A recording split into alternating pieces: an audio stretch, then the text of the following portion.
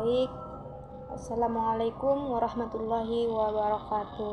Perkenalkan, kami dari kelompok 12 beranggotakan Divya Putri dengan NIM 22002001, Intan Nuraini dengan 22002025, Putri Anggraini 22002043. Pada kesempatan kali ini yang saya hormati Ibu Neritawati SPD MPD PhD, Bapak Henry Budi Utama MPD, dan Ibu Padila Yunistisa SPD.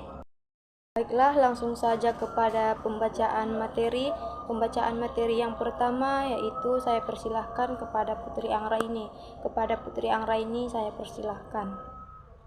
Fungsi ketatausahaan. Fungsi ketatausahaan memiliki arti pekerjaan dan pola perilaku yang diharapkan dari seseorang dalam manajemen dan ditentukan berdasarkan status yang ada padanya. Untuk menjalankan kegiatan operasional sekolah yang baik, diperlukan suatu perencanaan serta pelaksanaan sistem yang memadai dengan memperhatikan pengendalian yang efektif serta pelaporan yang tepat waktu untuk membantu kepala sekolah dalam pengambilan keputusan maupun kebijakan yang akan diambil baik masa sekarang maupun masa yang akan datang. Adapun fungsi dari ketatausahaan pendidikan yaitu 1. Fungsi perencanaan. Tanpa perencanaan, pelaksanaan suatu kegiatan akan mengalami kesulitan dan bahkan kegagalan dalam mencapai tujuan yang diinginkan. Dalam pelaksanaan suatu program tentu tidak terlepas dari perencanaan. Suatu hal yang dijabarkan dalam rapat yang membahas anggaran untuk proses kelancaran suatu kegiatan. Perencanaan yang ingin dicapai harus sesuai dengan tujuan yang ingin dicapai. Sebagaimana dikutip dari Hanafi dalam bukunya tahun 1997 halaman 142. 2. Fungsi pengorganisasian. Di dalam pengorganisasian, terdapat adanya pembagian tugas-tugas, wewenang, dan tanggung jawab secara terperinci menurut bidang-bidang dan bagian-bagian masing-masing. Sehingga terciptalah adanya hubungan-hubungan kerjasama yang harmonis dan lancar menuju pencapaian tujuan yang telah diterapkan. Hal tersebut menurut Mulyani tahun 2009 halaman 85. Adapun prinsip-prinsip dari pengorganisasian yaitu 1. Kesatuan tujuan. Sasaran unit kerja baik tenaga administrasi maupun tenaga pendidik yang bermuara pada tujuan sekolah.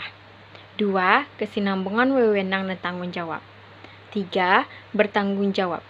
Meskipun atasan atau kepala sekolah sudah melimpahkan tanggung jawabnya kepada staf dan guru, tetapi kepala sekolah tetap bertanggung jawab kepada apa yang dilimpahkan kepada bawahannya. Yang keempat, pembagian kerja. Kepala sekolah harus dapat membagi habis dan rata pekerjaan yang ada kepada tenaga administrasi dan tenaga pendidik. Pemateri yang kedua yaitu saya sendiri.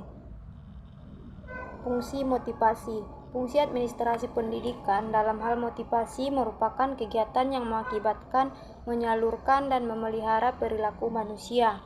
Menurut A.H. Maslow dalam Brantas 105/2009, Maslow berpendapat kebutuhan yang diinginkan seseorang berjenjang. Artinya, bila kebutuhan pertama telah terpenuhi, maka kebutuhan tingkat kedua telah terpenuhi. Yang keempat yaitu fungsi pengawasan. Pengawasan sebagai salah fungsi administrasi pendidikan berarti aktivitas-aktivitas untuk menentukan kondisi-kondisi atau syarat-syarat yang esensial yang akan menjamin tercapainya tujuan-tujuan pendidikan. Dengan demikian, berkaitan dengan fungsi pengawasan yang diterapkan dapat meningkatkan kinerja, kedisiplinan, serta adanya bimbingan dari kepala sekolah pada personil yang di sekolah sangat efektif. B. Peranan ketatausahaan. Semua satuan pendidikan seperti sekolah atau madrasah memerlukan pendidik dan tenaga kependidikan sesuai dengan kebutuhan dan ketentuan yang berlaku agar dapat melaksanakan proses kegiatan belajar mengajar sebagaimana mestinya. Berkenaan dengan hal tersebut, peranan tata usaha di sekolah sangatlah penting untuk mendukung kelancaran dan kesuksesan tata administrasi sekolah. Dibutuhkan kompetensi dan keterampilan yang menunjang di dua bidang administrasi. Pemateri terakhir yaitu Divya Putri. Kepada Divya Putri saya persilakan. Baiklah, saya akan membacakan materi selanjutnya. Yang pertama yaitu peranan masing-masing bidang ketatausahaan sekolah antara lain. Yang pertama, menyusun laporan program kerja tata urusan usaha sekolah. Yang kedua, pengelolaan keuangan sekolah. Yang ketiga, pengurusan administrasi ketenagaan dan siswa. Yang keempat, pembinaan dan pengembangan karir kepegawaian tata usaha sekolah. Yang kelima yaitu penyusunan administrasi perlengkapan sekolah. Yang keenam, penyusunan dan penyajian data atau statistik sekolah. Yang ketujuh, mengkoordinasikan dan melaksanakan 7K. Yang kedelapan yaitu penyusunan laporan pelaksanaan kegiatan pengurusan ketatausahaan secara berkala. Selanjutnya, tugas pokok bendaharawan sekolah. Menyimpan dokumen, rekening giro atau bank keuangan sekolah. Yang kedua, mengajukan pembayaran. Ketiga, membayar laporan penggunaan keuangan BPS, BOS, komite sekolah, dan sumber lainnya. Selanjutnya itu tugas pokok urusan inventarisasi dan perlengkapan. Melaksanakan administrasi, inventarisasi, dan kelengkapan sekolah bertanggung jawab kepada kepala tata usaha dengan rincian tugasnya, yaitu yang pertama mencatat penerimaan barang inventaris dan non-inventaris. Yang kedua, mengisi buku induk inventaris. Yang ketiga, mengisi buku golongan inventaris. Yang keempat, membuat buku penerimaan dan pengeluaran barang non-inventaris dan lain-lainnya. Selanjutnya, tugas pokok urusan administrasi kepegawaian. Yang pertama itu mengisi buku induk pegawai. Yang kedua, membuat dok R7 atau R6 dan DSO guru atau pegawai. Yang ketiga, membuat daftar prediksi kenaikan tingkat atau golongan gaji berkala guru atau pegawai. Yang keempat, membuat dan mengajukan berkas usul permohonan kenaikan gaji berkala guru atau pegawai. Yang kelima, membuat daftar hadir guru dan pegawai. Yang keenam, menyimpan berkas data atau arsip kepegawaian.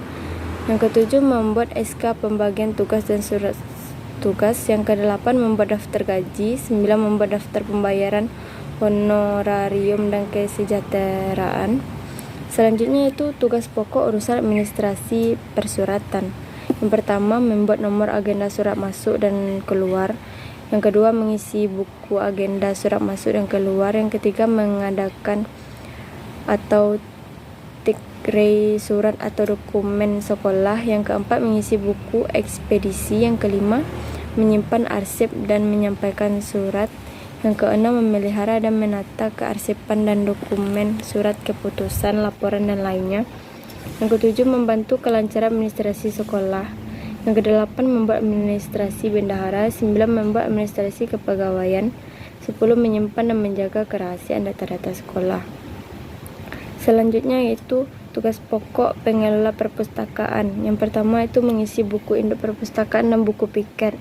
Yang kedua, membuat nomor atau kode klasifikasi buku. Yang ketiga, membuat buku pengunjung perpustakaan. Yang keempat, membuat kelengkapan kartu data dual slip atau katalog anggota peminjam. Yang kelima itu membuat statistik atau grafik penunjang dan meminjam. Yang keenam itu membuat laporan keadaan buku. Yang ketujuh, membuat daftar penggunaan barang inventaris dan di perpustakaan. Selanjutnya tugas pokok pengelolaan laboratorium.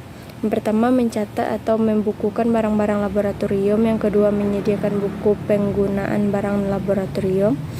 Yang ketiga, membuat daftar penggunaan laboratorium. Yang keempat, melayani kebutuhan alat-alat praktikum. Yang kelima, menata, menjaga, dan merawat alat-alat laboratorium tersebut. Yang ketujuh, membuat daftar laporan keadaan dan mutasi alat-alat. Yang ketujuh, membuat daftar-daftar kebutuhan bahan praktikum. Mungkin hanya itu materi yang dapat kami sampaikan. Kurang dan lebihnya mohon maaf. Sekian, terima kasih. Assalamualaikum warahmatullahi wabarakatuh.